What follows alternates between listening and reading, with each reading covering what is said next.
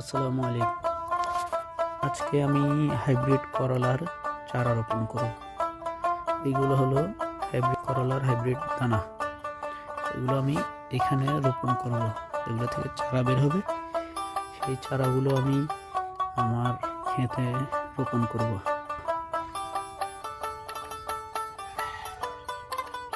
আমার এখানে মোট 8 দানা আছে, তার মধ্যে আমি দুটি দুটি করে বিভিন্ন জায়গায় রোপণ আমার এই ছাদে।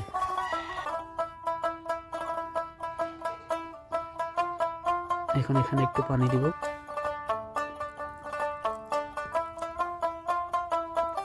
আরেকটি এখানে রাখবো, এখানে কিছু জৈব সার মিশ্রিত মাটি দিয়ে দিচ্ছি।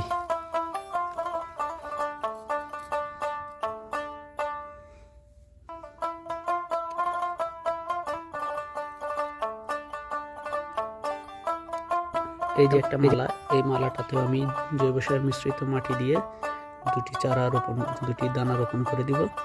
চারা হলে সেগুলো পরে স্থান পরিবর্তন করে দিব।